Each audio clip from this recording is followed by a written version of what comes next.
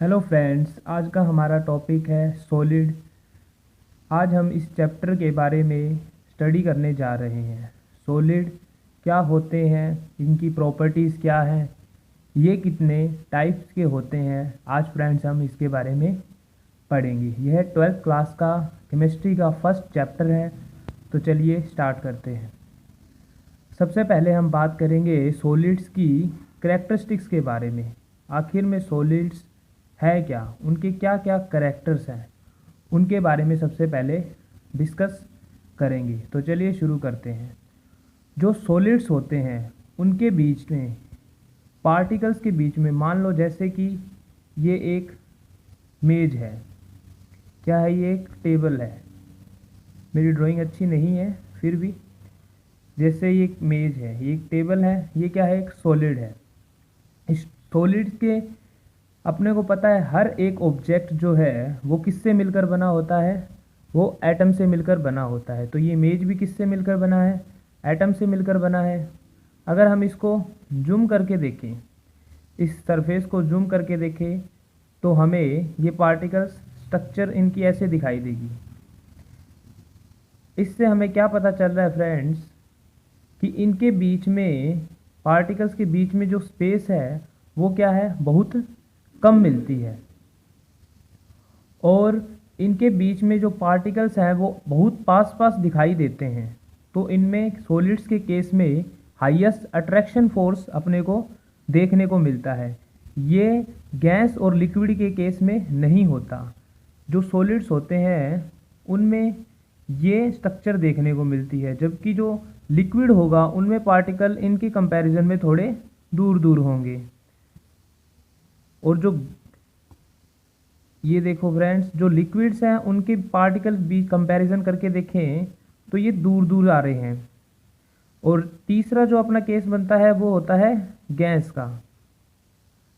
जो गैस के पार्टिकल्स होते हैं वो इनसे भी कंपैरिजन में बहुत दूर दूर मिलते हैं। तो आपको बेसिक करैक्टर सॉलिड का पता चल गया होगा। सबसे पहला करैक्टर तो इनमें इंटरमोलिकुलर स्पेस जो होती है वो बहुत कम होती है। दूसरा, इनके पार्टिकल्स के बीच में हाईएस्ट अट्रैक्शन फोर्स होता है। तो तीसरे करैक्टर की बात करें तो इनमें डेफिनेट ज्योमेट्री देखने को मिलती है फ्रेंड्स, डेफिनेट ज्योमेट्री। ये देखो, इनकी स्ट्रक्चर में रेगुलर अपने को एक ज्योमेट्री देखने को मिलती है, जबकि लिक्विड और गैस के कंपैरिजन में ऐसा नहीं होता। चौथी इसकी जो प्रॉपर्टी है वो सॉलिड्स जो होते हैं उनकी जो डेंसिटी होती है फ्रेंड्स, जो डेंसिटी होती है वो क्या होती है? सॉलिड्स के केस में देखें तो वो क्या होती है? हाई होती है। ठीक है। अब पांचवी प्रॉपर्टी की बात करते हैं तो वो होती है डिफ्यूज़न की प्रॉपर्टी। जो सॉलिड्स होते हैं उनके बीच में जो डिफ्यूज़न की प्रॉपर्टी होती है वो क्या होती है? नेग्लिजिबल या नहीं होती। सॉलिड्स ऐसे तो है नहीं है जैसे कि ये टेबल है, अपने आप तो कहीं जाएगी नहीं, चाहे ऐसी 10 टेबल रख लो, चाहे 100 टेबल रख लो। लेकिन लिक्विड है वो, उसमें डिफ्यूज़न की प्रॉपर्टी होती है। एक अमाउंट, अब आप 2 बाल्टी लेंगे पानी की, तो एक बाल्टी में ज़्यादा पानी लें, दूसरे में कम लें, तो उन दोनों को कनेक्ट कर दें तो ज़्यादा पानी वाली बाल्टी में से पानी निकल के दूसरी बाल्टी में अपने आप आ जाएगा। इसको डिफ्यूज़न बोलते हैं। तो लिक्विड में होता है, गैस में सबसे ज़्यादा डिफ्यूज़न होता है, और जो सॉलिड्स होता है उसमें डिफ्यूज़न नेग्लिजिबल, ना के बराबर होता है। तो आइए, अब हमने ये करैक्टरिस्टिक्स पढ़ लिए, अब हम सॉलिड्स के बारे में थोड़ा और जानते हैं। जो होते हैं वो 2 टाइप्स के होते हैं। सॉलिड्स कितने टाइप्स के होते हैं? 2 टाइप्स के होते हैं। पहला होता है क्रिस्टलाइन सॉलिड। जो क्रिस्टलाइन सॉलिड्स होते हैं वो ट्रू सॉलिड्स होते हैं। वो क्या होते हैं? ट्रू सॉलिड्स होते हैं।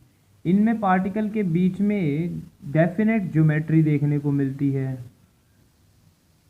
डेफिनेट जियोमेट्री देखने को मिलती है। इसके अलावा इनका जो मेल्टिंग पॉइंट होता है वो क्या होता है? फिक्स होता है। मेल्टिंग पॉइंट कैसा होता है? फिक्स होता है। और चौथी इनकी जो प्रॉपर्टी है वो होते हैं ये एन आइसोट्रोपिक नेचर के, एन आइसोट्रोपिक नेचर के ये होते हैं। अब एन आइसोट्रोपिक नेचर क्या होता है, जो क्रिस्टलाइन सॉलिड्स होते हैं ना, उनकी जो, जैसे मैं आपको फ्रेंड्स एग्जांपल लेके समझाता हूँ, जैसे कि इनकी जो क्रिस्टलाइन सॉलिड्स होता है उनकी जो स्ट्रक्चर होती है वो उनमें क्या होता है, डेफिनेट ज्योमेट्री होती है। जैसे कि ऐसे पार्टिकल क्या होते हैं, एकदम रेगुलरली अरेंज होते हैं, एकदम रेगुलरली पास पास होते हैं। मैं वैसे आपको एग्जांपल के लिए समझा रहा हूँ, जैसे दूर दूर करके, वैसे ये पास पास होते हैं, एकदम रेगुलर अरेंजमेंट होती है इनके पार्टिकल्स की। तो मान लो जब लाइट आएगी, जैसे कि लाइट मान लो इधर से आ रही है, तो लाइट जैसे आएगी तो इधर से ऐसे लाइट चली जाएगी। अब मान लो इधर से लाइट आ रही है तो वो लाइट ऐसे होके निकल जाएगी। तो जो लाइट होगी ना वो इस डायरेक्शन से जाएगी, उसकी वैल्यू अलग होगी, और इस डायरेक्शन से जाएगी, उसकी वैल्यू अलग होगी। इसीलिए इसको अपने बोलते हैं एन आइसोट्रोपिक नेचर। यानी कि जो फिजिकल प्रॉपर्टी होती है इनके केस में क्रिस्टलाइन सॉलिड में, वो क्या होती है, उसकी वैल्यू जो आती है वो अलग अलग होती है। इसीलिए इनका नेचर क्या होता है, एन आइसोट्रोपिक नेचर।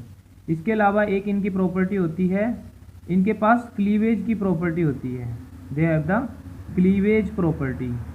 ठीक है फ्रेंड्स, इनकी क्या होती है, क्लीवेज प्रॉपर्टी होती है। इनके एग्जांपल्स की बात करें तो जितने भी मेटल्स हैं, ऑल द मेटल्स, वो जनरली क्या होते हैं, क्रिस्टलाइन होते हैं। तो आज की वीडियो में फ्रेंड्स इतना ही था। अगर आपको और वीडियो चाहिए तो कमेंट सेक्शन में ज़रूर मेंशन कीजिए, और अगर आपको वीडियो अच्छी लगी हो तो हमारे चैनल को लाइक, सब्सक्राइब, शेयर ज़रूर करिए। Thank you friends.